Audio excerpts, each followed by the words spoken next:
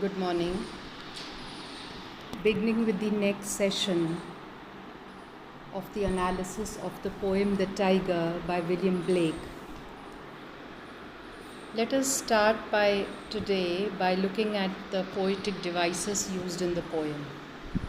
The first, rhetorical question. First, the definition of rhetorical question. A rhetorical question is a figure of speech in which a question is asked for a reason other than to get an answer. Most commonly, it is asked to make a persuasive point. For example, if a person asks, "How many times do I have to tell you not to eat my dessert?" he or she does not want to know the exact number of times the request will need to be repeated. Rather, the speaker's goal is to emphasize his or her growing frustration and ideally change the desert thief's behavior.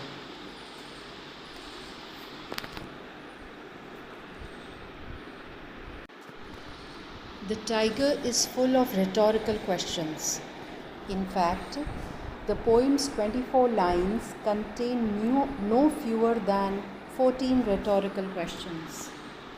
This is particularly significant because the poem could have been easily formulated as a series of statements or as a mixture of statements and questions rather than entire questions.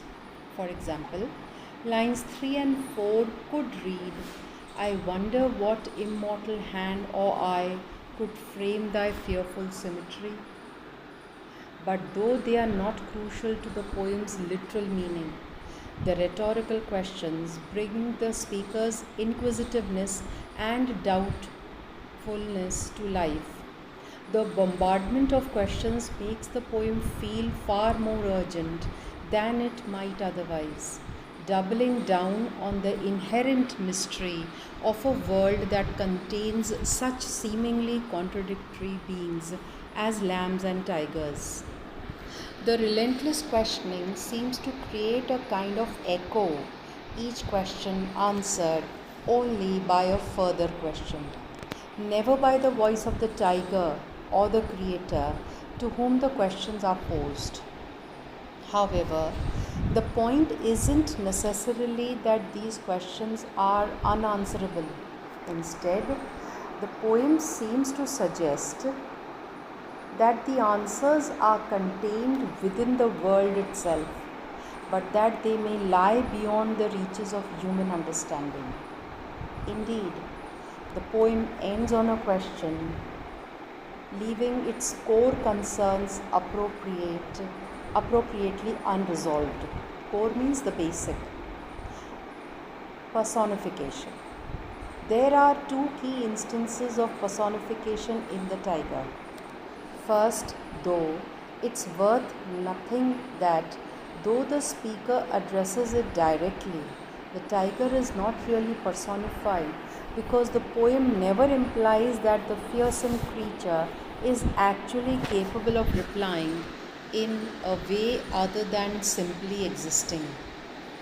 The main personification throughout is of the tiger's creator itself, that is God.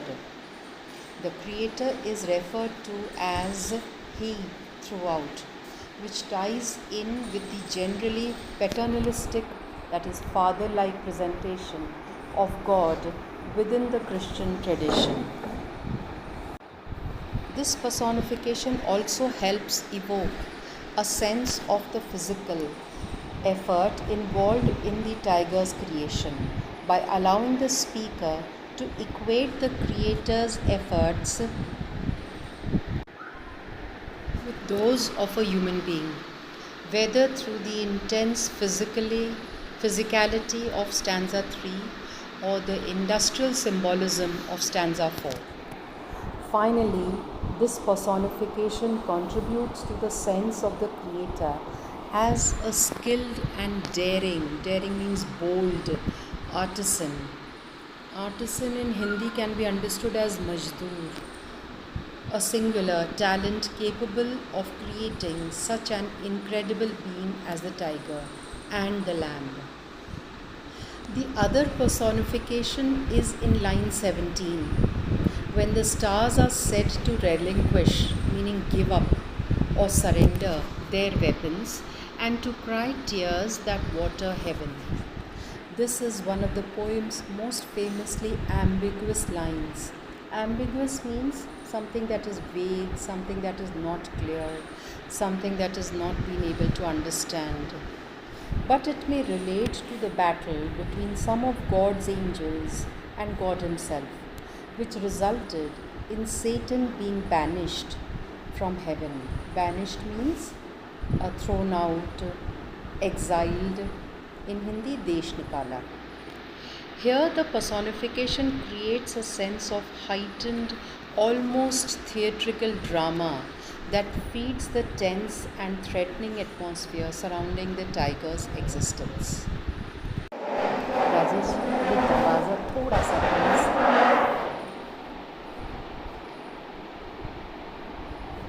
नहीं, आप बैठे, कोई दिक्कत नहीं. हाँ, आराम से, हल्का बस. Thank you. This is important because the four stanzas in between characterize the creator that made the tiger as being daring. That is, the tiger is a fearsome creature and its creator must have been brave to make it. Assuming the creator to be God, the one word change between the first and last stanzas speaks to the fact that God was not just being able to make the tiger, but willing. In other words, the speaker of the poem sees God as wanting to introduce fear and danger into the world. And the motivation for that desire is one of the poem's central mysteries. The similarity between the first and final stanzas also gives the poem its own symmetry.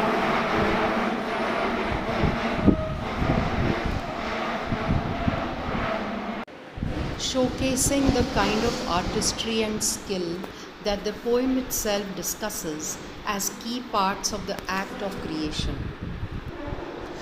The form of the poem is itself framed symmetrically, just like the tiger. The other important aspect of the form to consider is that the poem consists entirely of questions. This choice speaks to the fact that the poem has doubt and mystery at its heart. These are questions to which there are no clear available answers, but to the speaker, they nonetheless seem to confirm God's power. The rhyme scheme. The tiger is written in rhyming couplets throughout, using the form AABB. Each stanza has its own pair of rhymes following that same scheme. This steady rhyme pattern gives the poem a sense of forward propulsion. Propulsion can be understood as push, something that takes you forward. Anything else would probably make the poem feel too disrupted, given that it already consists of abrupt rhetorical questions. The couplets also make the poem highly memorable, perhaps explaining why it occupies such a prominent position in English literature. The couplet format is also important because it creates symmetry, an idea that is important to Blake throughout his poetry and that he often relates to God's intelligent designs for the world.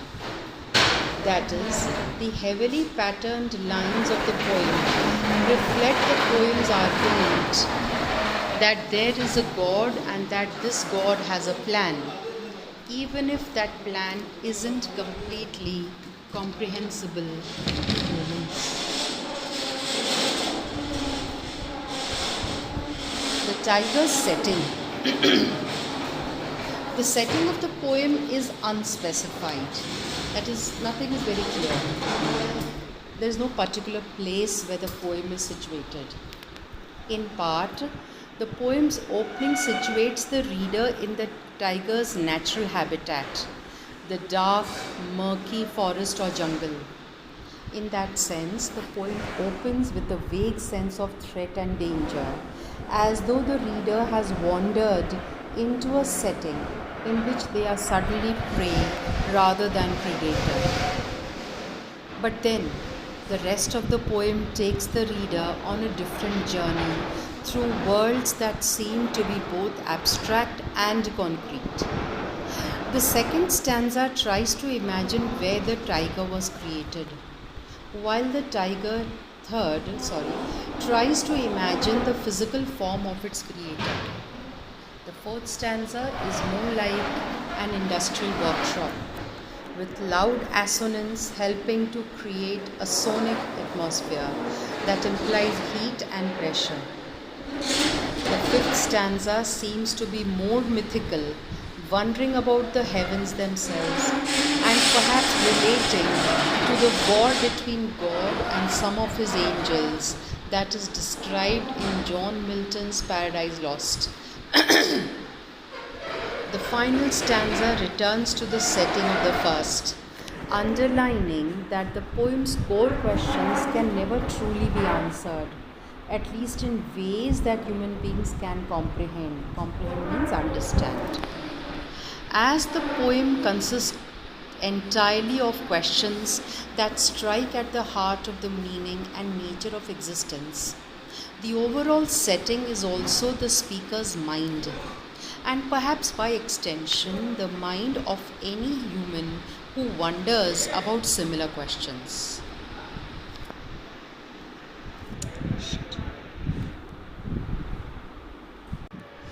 Literary and historical context of the tiger. First, the literary context. The Tiger was published as part of the experience section of William Blake's best-known work, Songs of Innocence and Experience, first published in 1794, though Innocence was published individually a few years prior. This book of poems is essentially a didactic work of moralizing through poetry. Didactic means to teach, full of learning and teaching, though Blake resists oversimplifying difficult situations. Innocence and experience relate closely to the biblical ideas of the Garden of Eden and the fall. The fall means the fall of man in the eyes of God. And Blake's work is generally full of such opposites: childhood versus adulthood, life versus death, freedom versus imprisonment. In the same way, the tiger is intended as a companion poem to the lamb, which appears in the innocent section of the book. The contrast between the two is important. Whereas the child speaker of the lamb sees evidence of a loving God everywhere, the speaker of the tiger wonders about all the fear and mystery that life actually brings. In other words, it adds experience to innocence. While this poem still seems to be an argument in favor of God's existence and his plan for the universe, it makes this case with much less certainty than its companion poem. A key poetic influence on Blake was John Milton, whose Paradise Lost and Paradise Regained also creatively examined humankind's relationship to God. Indeed, the possibility that a creature with wings created the tiger, that is line 7, is possibly a reference to the war between God and Satan as outlined in Milton's epic poem. Blake was also a wide reader of religious scholarship, which undoubtedly played a formative role in his poetry.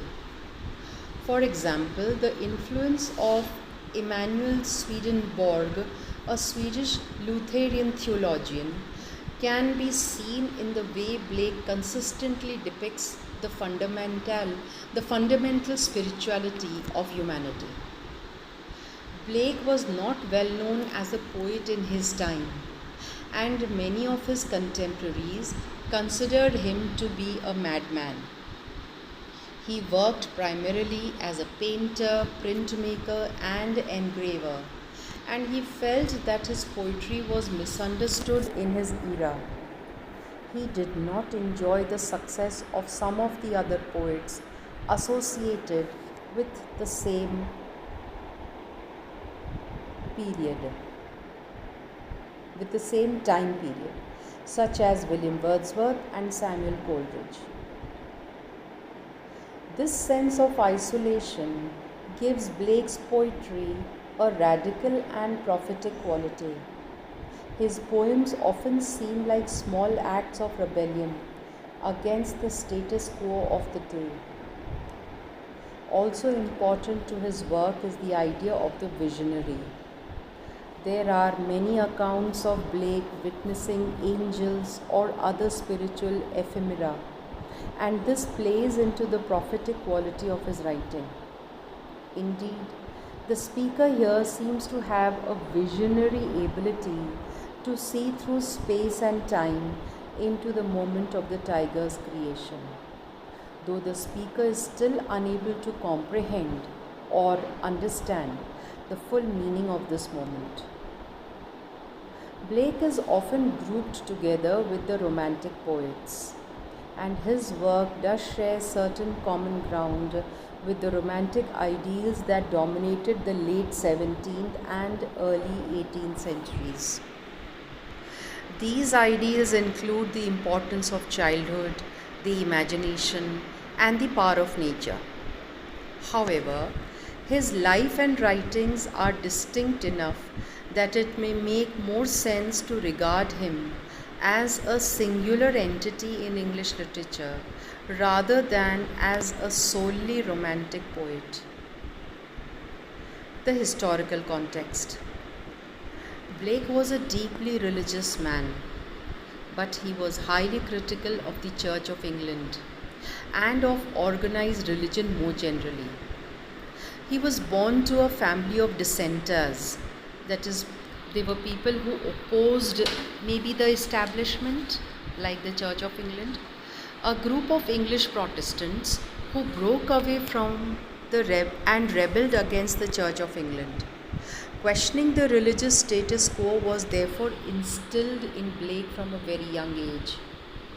He saw top-down religious structures as restrictions on individual liberties and as obstacles to the direct relationship between humankind and God.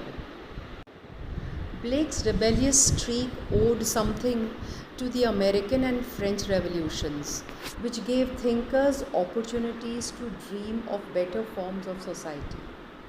Indeed, rebellion is hinted at throughout the poem, both in the danger and violence that the tiger represents, and in lines 17 and 18, which seem to relate to some kind of heavenly battle, perhaps between God and Satan.